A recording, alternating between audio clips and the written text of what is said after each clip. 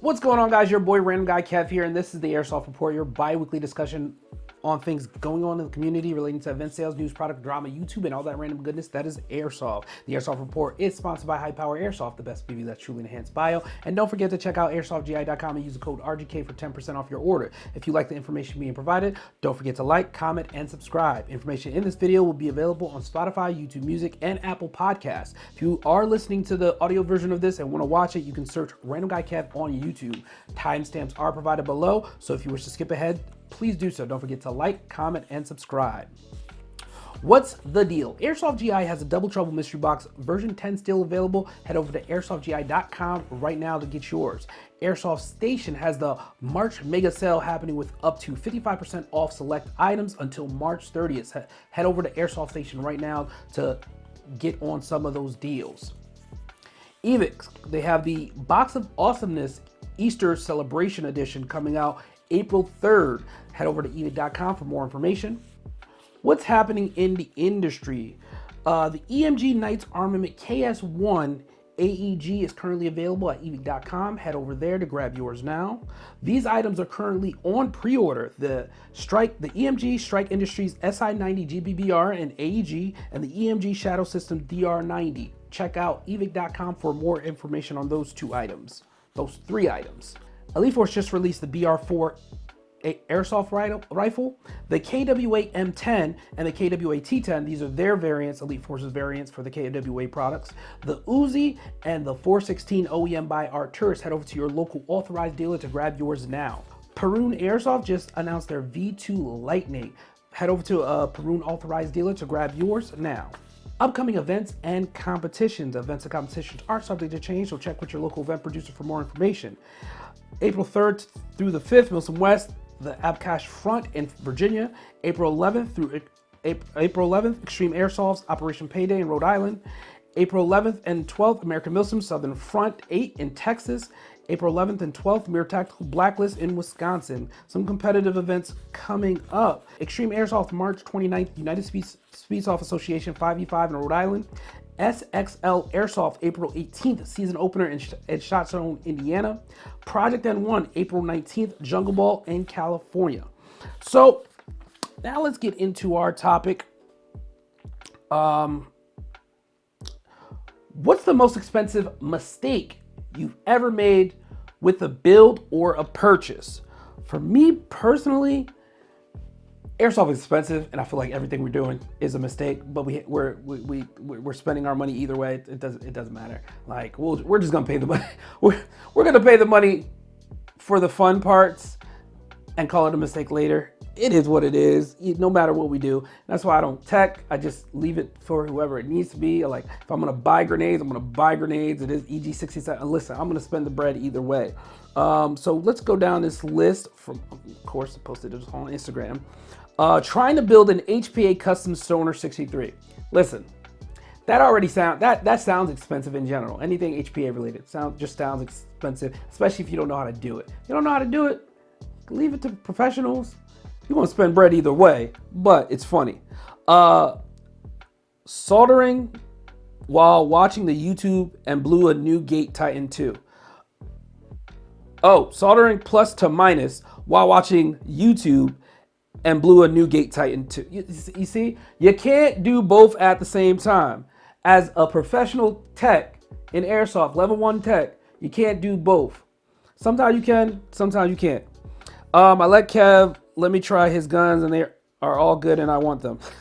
Okay, yes, but that's not expensive. It's not that expensive. Tripping into a hole and messing up my entire gun. Yes, I've seen people run into things and bend their guns or break them, or they fall the wrong way and the whole thing breaks. And it's like, I just spent bread on that.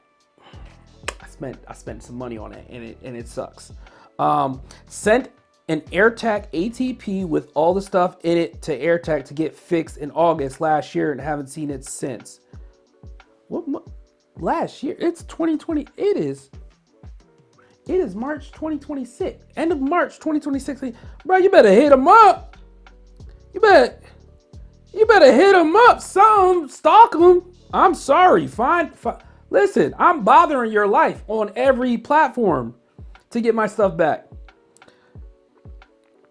That's a lot. HPA, I love it, but it never works properly. Again, I think it depends who techs it, what you're using internally, and if you're not trying to tech it yourself. That's how I feel about HPA. Trying to fit a MOSFET and bullies hop up in a perfectly fine LMG, ruining the whole thing and the upgrades in the process. That's the one thing. It's like you have a gun that works. I mean, it's not working up to par where you want, and then you try to do the upgrades that you want, and you make the gun even worse. And then you can't fix it. Now it's gonna cost you more money to get it fixed by bringing it to somebody who can actually take your thing apart and fix it. Trusting a rifle rack that wasn't screwed into the stud. Come on, dude. Come on. Weight limits. There's weight limits sometimes. There's weight limits on things. You can't just put things and hope things work. Yeah, no. I got an Aries Scar TPR only to find the magazines weren't available in the US, so I had them shipped from Europe. Oh God, that already sounds like a lot. I think I got 5 of them. Turns out they were for the Scar L, not the TPR, and I ended up getting the Aries Scar L shipped from Europe, as well as 5 more magazines for the TPR. The TPR mags don't always feed on top of that. Listen, I kind of made the same mistake, but it wasn't like country to country because that's expensive. I know that's expensive, especially coming through customs and everything. Listen, I've done it where it was like, somewhere local, I shipped the wrong mags to me and I'm like, you know what? Now I got to get the gun, get that shipped to me and then ship the correct mags. But from country to country, that sucks because you purchase 5 mags aren't cheap either. 5 mags are not cheap. So you're getting 5 mags, 5 of the wrong mags sent to you. Now you gotta buy the right gun, which isn't available in the US. You gotta buy it from over there to get it shipped. And then on top of that, get the 5 correct mags you need, which don't even feed properly. Sounds stressful. I'm fighting somebody. I'm fighting the air, whatever, but fight back, guys. Fight back at some point. Probably never taken care of my batteries properly. Batteries do become expensive if you kind of just leave them out and they stop working and you got to buy more and all that jazz. I mean, there's some batteries supposed to last you a while, but hit or miss. Not going GBB sooner. I mean, gas blowback mags are expensive. Like rifles and pistols. The mags are kind of expensive, but I've been having a good time. Helping Josh custom Kappas in Europe with an infinity slide and him backing out on a verbal agreement to send me a GSB carrier slide after I paid to send him the infinity slide kit. Verbal agreements, I think you could only do it with people you genuinely trust, and you can easily get in contact with, and you can't do that with everybody, honestly. Not everybody's as trustworthy as you. Buying 2 Valken paintball masks when I could have spent $50 more and got 2 dye masks. So nothing too crazy yet. Valken. Valken. You didn't mess up. I mean, you messed up with getting Valken, but yeah, I mean, you're better off getting a dye mask. All of them. So all of them. I mean, everything's expensive. Getting into airsoft to begin with, they always gotta be dropping cool shit every month or two. Damn, my wallet dry as fuck. I mean, everything. There's always something new dropping, and I don't think it's a mistake. When you spend your money on expensive things, you're having fun in this hobby. You're enjoying yourself. And it really is always cool things dropping every month. And then you're just like, oh, wow, amazing. I need that. Oh my God, I need that. And you just gotta run with it. You just gotta run with it. Accidentally cutting the power wire to a solenoid. Yeah, I mean, Yeah, I mean, what's the most expensive mistake you've ever made with a build or purchase? Put that down below. Let me know your thoughts. Again, airsoft is expensive, everything you do. But the thing is, it's like, say, you spend money again on gear and it rips.